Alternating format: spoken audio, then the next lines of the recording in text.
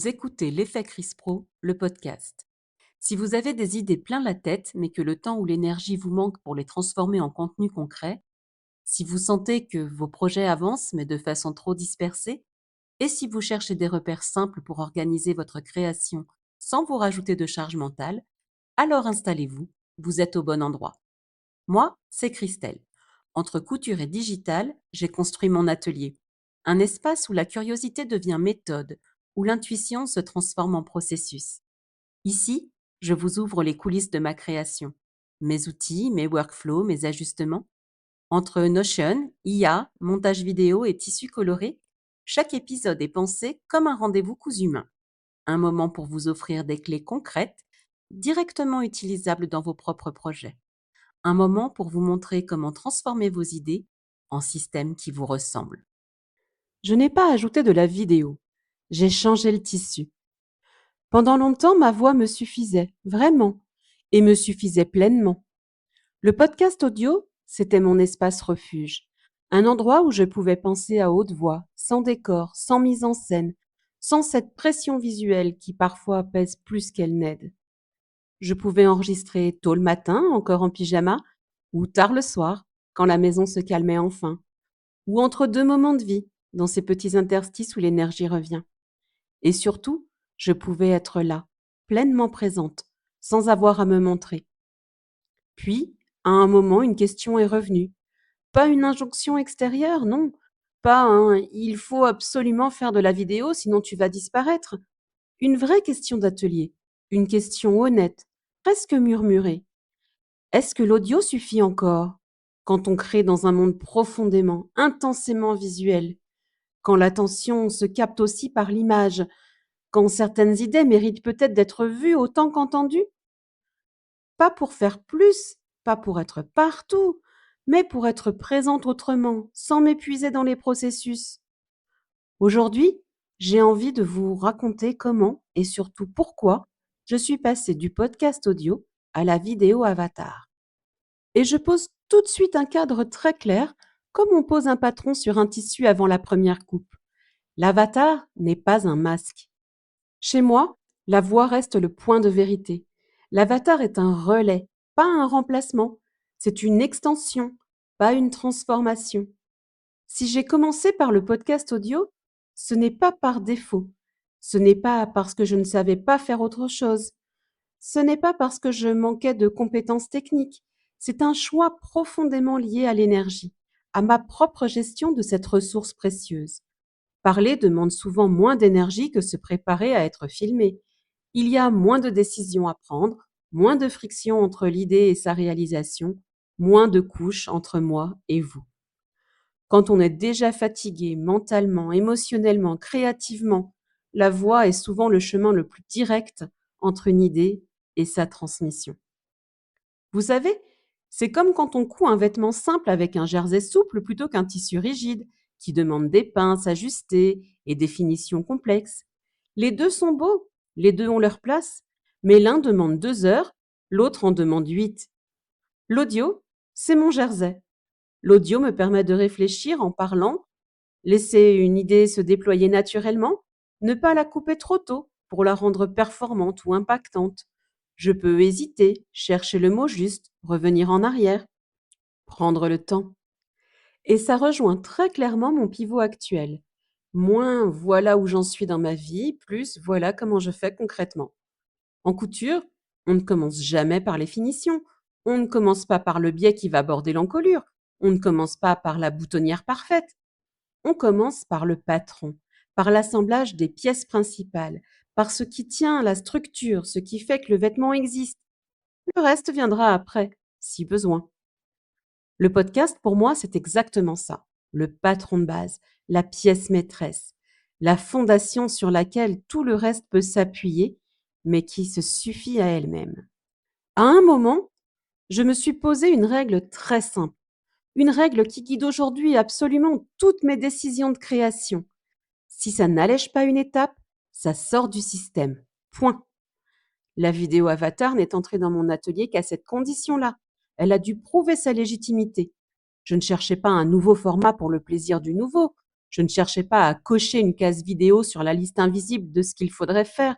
Je cherchais un relais intelligent. Son rôle n'est pas de faire joli, ni de suivre une tendance, ni de faire de la vidéo parce qu'il faut en faire. Son rôle, c'est d'augmenter la portée d'une idée déjà claire, de protéger mon énergie en évitant le tournage classique, de rendre la régularité plus soutenable sur la durée. C'est comme ajouter une doublure à un manteau déjà bien coupé. La doublure n'est pas le manteau, elle le complète, elle le protège, elle le rend plus confortable. Mais si le manteau est mal taillé au départ, aucune doublure, aussi belle soit-elle, ne le sauvera. Il y a deux pièges très clairs, et je les ai observés très vite, chez moi et chez d'autres aussi. Le premier piège, c'est la perfection technique. Les réglages interminables, les ajustements de lumière virtuelle, d'angle de caméra, de mouvement des mains, des détails invisibles pour l'auditeur, mais épuisants pour la créatrice.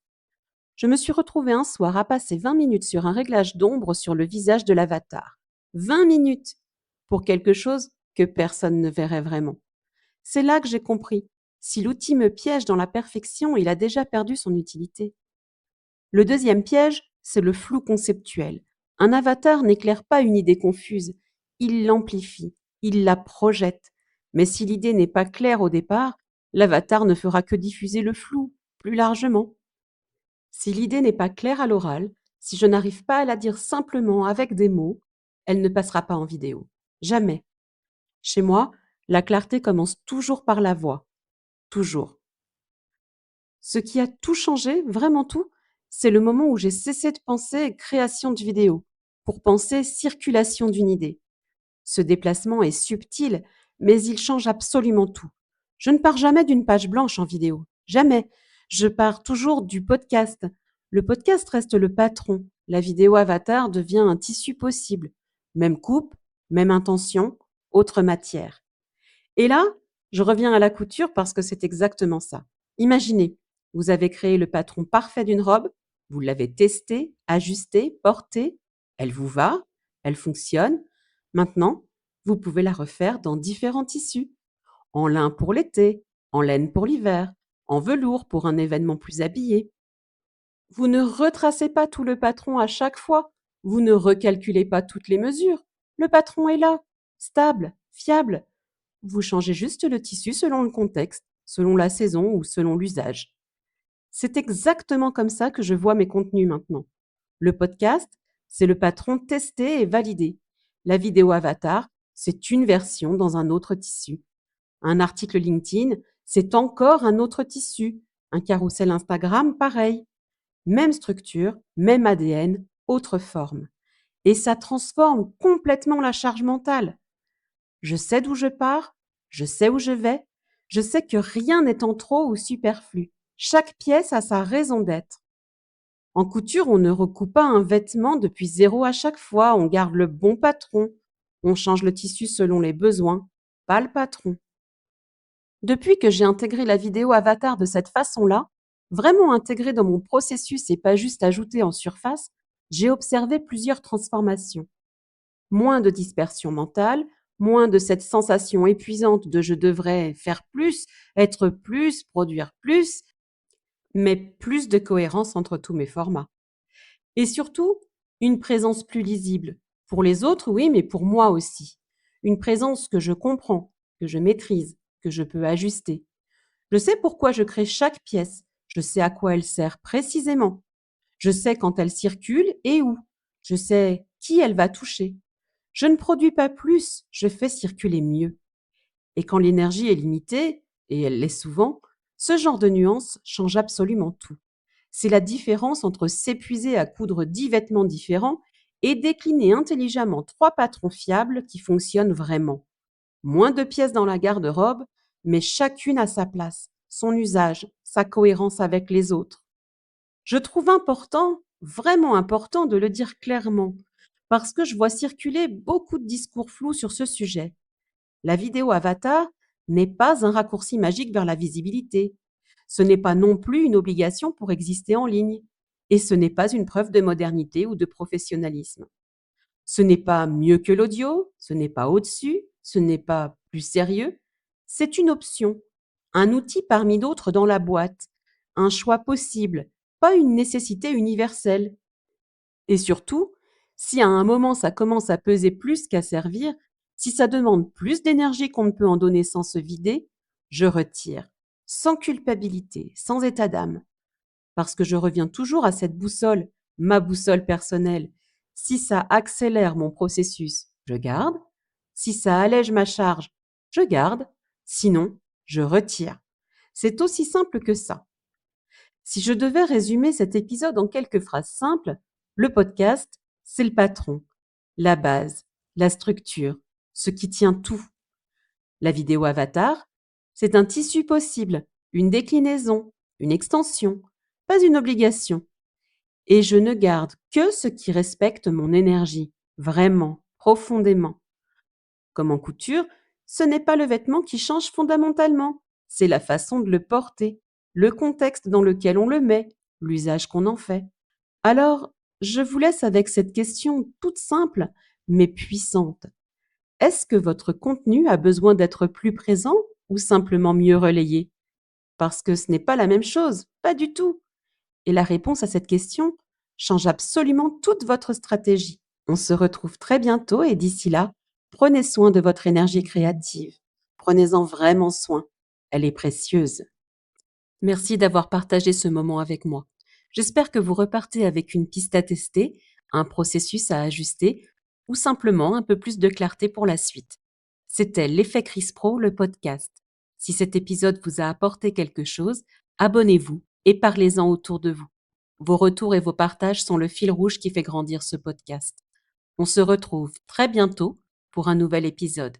Et souvenez-vous, chaque ajustement, même petit, améliore déjà votre système.